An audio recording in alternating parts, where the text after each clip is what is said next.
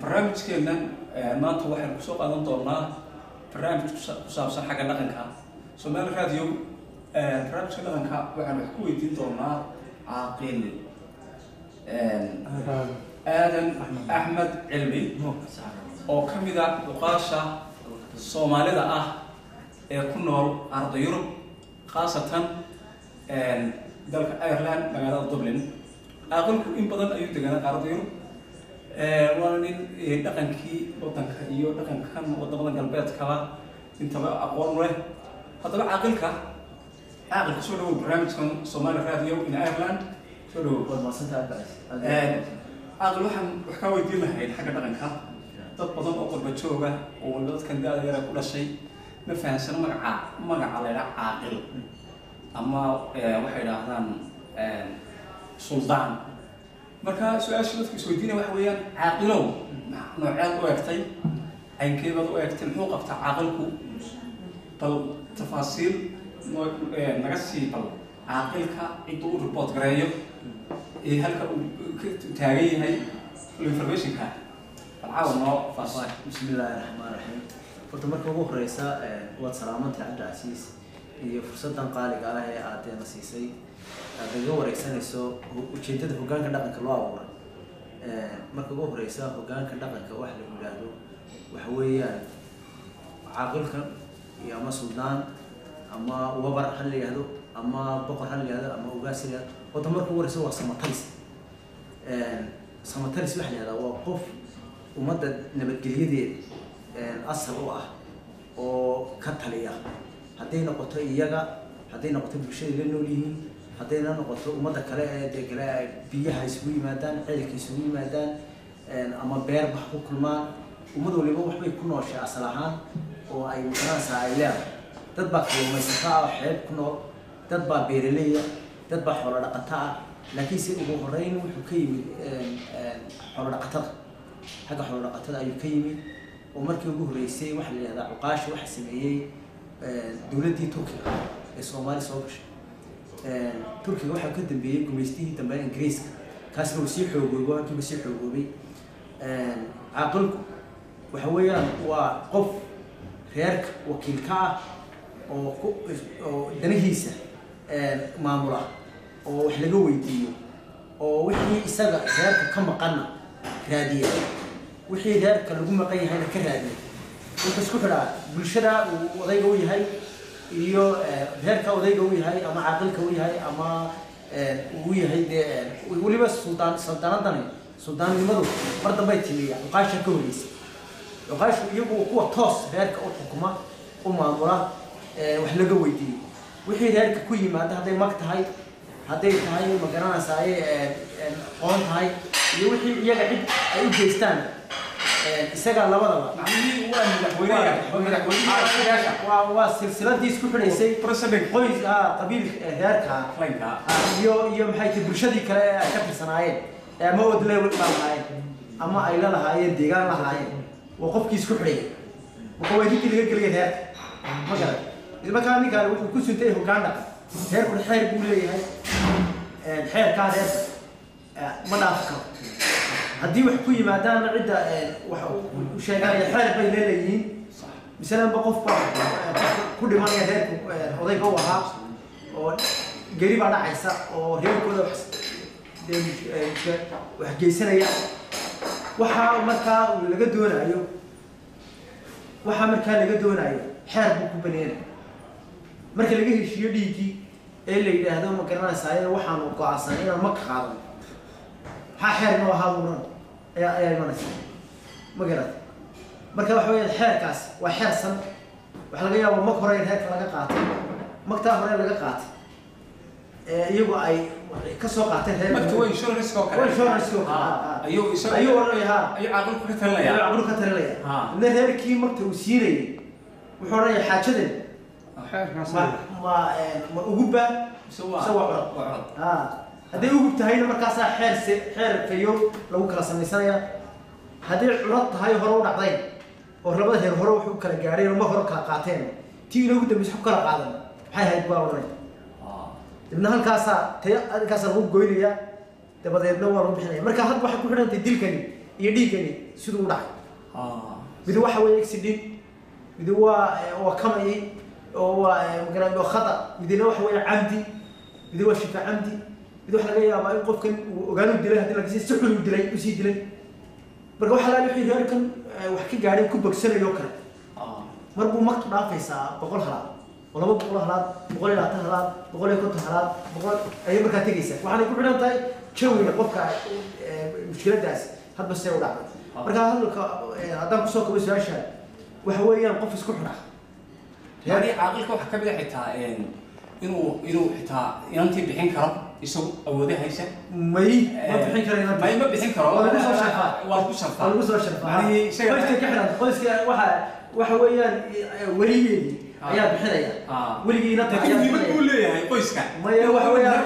munaasab waa munaasab sharafeed lagu soo sharfay mooyaan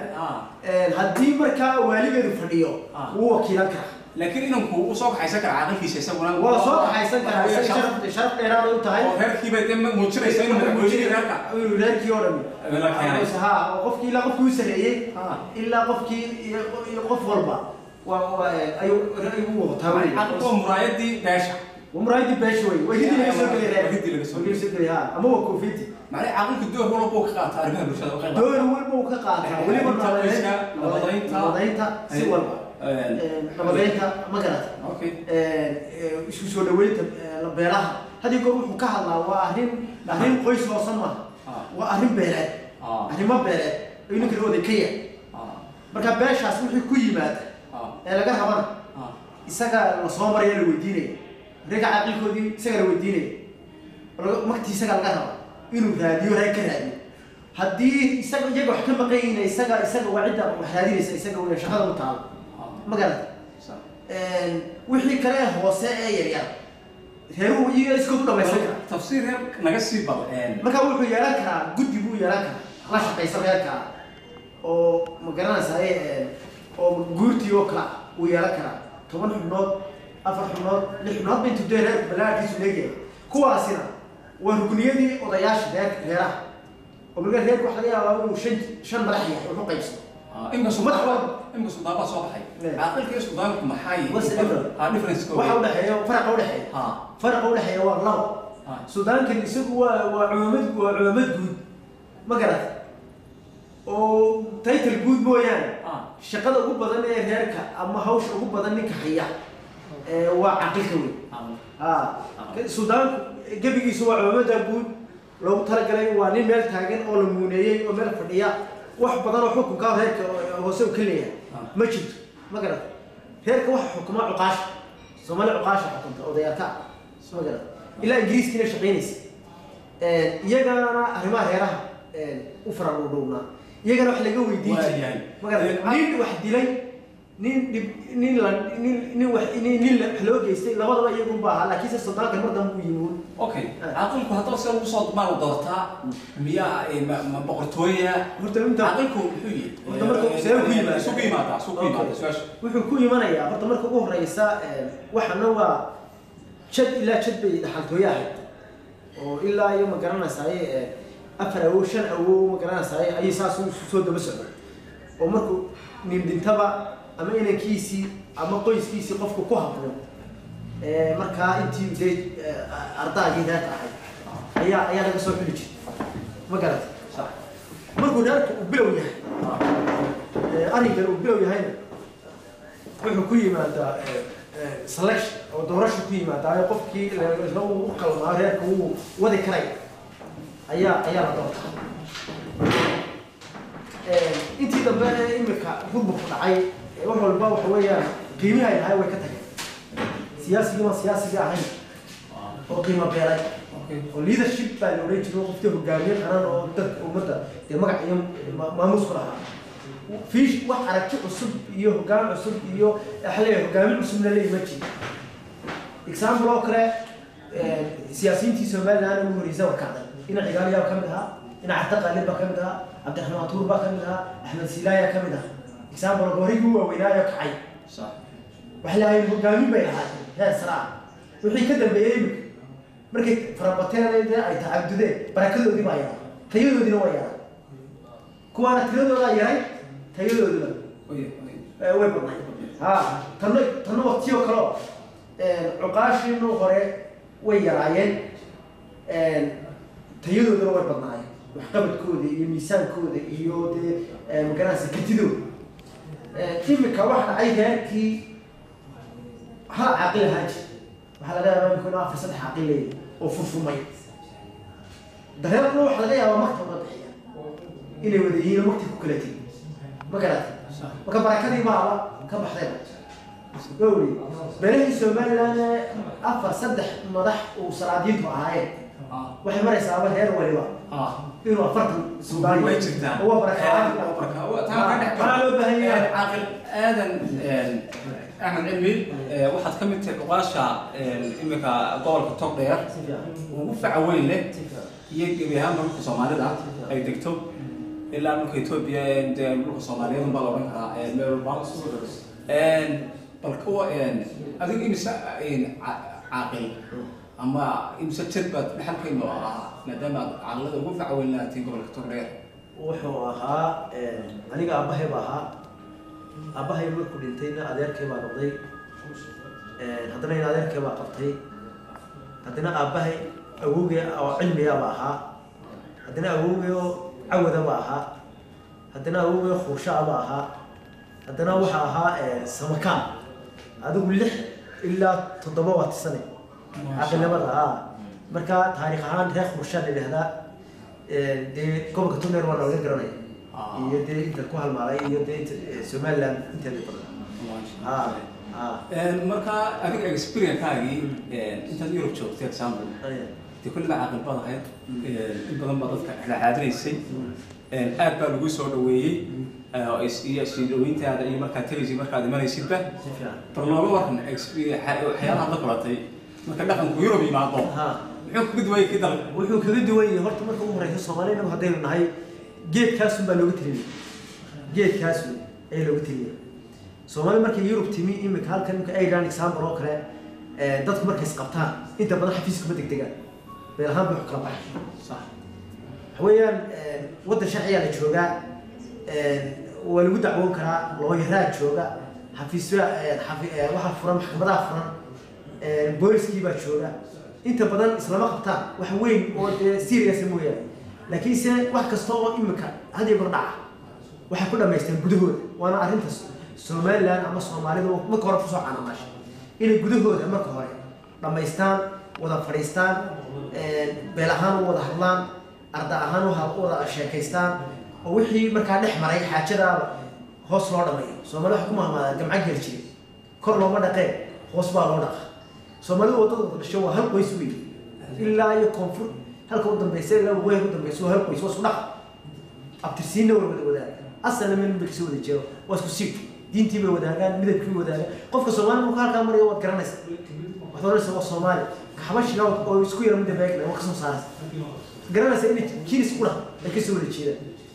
تيوم بيدوا عادي وبيا والله تعامل الله بس قبصنا الدقيقة كستان كريم معدان نيجا هاي السوق تقول إرجو كل إمرأة وحاسي قبل غني كهاي السوق فريسي هاي كاسة وش تمرة مركا يسوي مدو يريسا وأرجع إرجع يتمي عين كاسة شتا نيجا سكات عولية تي كروشية ما كان بحين يسوي قريب المكان هاي مسافر يسوي جوجل مسافر يسوي هذا اللي لو فريسين إنسان وهذا وصوص فريسين إنسان أنا كل فريسا مدعي مدعي ما هو قاعد يسا أما أنا الكل بني إنسان يسا وتصوت شيء يسا وحلا غير أول يكون في الله وكنا كجرا هو حي وقت السنة أما حوالها كذا أما دي ما كلها مريو كنا كجرا تبى نحن كيف مركب سيبنا اسمك وصوف فريسا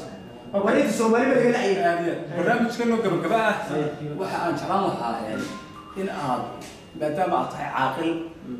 adduunyada soo arkay Yurub wadankii imika aad ku noqonayso maxaad xageed isoo wajii doontaa dhaqankii imika iyo hawshan cusub ee imika aad u galaysay wadankii maxaad kula talin cabaasha kale bal adigu fikirkaaga soo wadaasay maxaad sameyn waxaan kula talin lahaa marka ugu horeysa waqaashu waa inay qofku wuxuu shaqadiisa haduu garan waayo oo shaqo kala galo waa mushkilad anigu waxaan qabaa waqaashu inay ككرامة يشرف بدنا هي سياسيين عقاش لك عقل كيان مرنا نفتي سو مثلا مركو وريس قف مركو نفتي سو مسؤول كي نيكا waxa loo ciwaamaday oo mas'uul looga dhigay ummad dhab alawgay qoys ama qabiil ba ayaa karaamadiisii weeyay u metelay isagoo karaamadiisii uu qoys raad ka qaatay ummadii kale ee Soomaaliyeed ula noolaa ama Soomaaliya ama Soomaali mashquul ah joogay iyagana karaamadoodii buu gooyay horta marka ugu horeysa waa inuu dhaxaadimo ka tii ma garat النبي عليه الصلاة والسلام يقول انصر أخاك ظالما أو مظلوما ولكن هو قرقاع أما هو حظ المية أما هو الظلمية تبنا قريشو تقاني كان الظلمية يوهيليا كواحد الظلمية يوهيليا سبب برتاقان إذا هو نفي عمق صور عصر أيات أقادوا إلى الحديث نبي سكروا علمية سبب وشاروحوا مركز قبطها بيجي سكرت هذا قبط وعلى بكل عيا قف على كي إلهي لو طالب قفل بدر اليوم عذاب كيف كل عيا مركز أوهي سبيل هديت اللي يقدر ترى تهيك في حق ما وكوليه مركز كوضع يوم إلى يوم مركز هو يسكر هذا يسكر هذا الماء واحد من التقاشي يهجان كي دقنك نين سياسي وطالع أو يسوي إنترس أما واحد شخصي جري إنه كرامتك قاعدة يوم مسك قاعدة يجلس يبيو وفي مركز حراش وقيمه ولها يمكن أمته هو هنا وكتره وحنا قرية وحوال عام قيمة عنه دعس برضه حلاه ويس حراشين مكاسيو مقعودي يوم كم يسوي وحي هاي أيه يوم ما بيلي ده تستيجي وحلاه مكان كذا أيام مطر مضح سومالي واحد يجد شو وإحنا هاي هو أبو رهكا برضه حلاه عدد وحن يجهو توشيء إلى يكسرون غضان ساحات دقك ما قالت وسياستنا فراك قاعدة نيجا سياسي كحول كرسي قمنا يا وكتيجي لكن سيدنا كوش قيستو يسوق شاب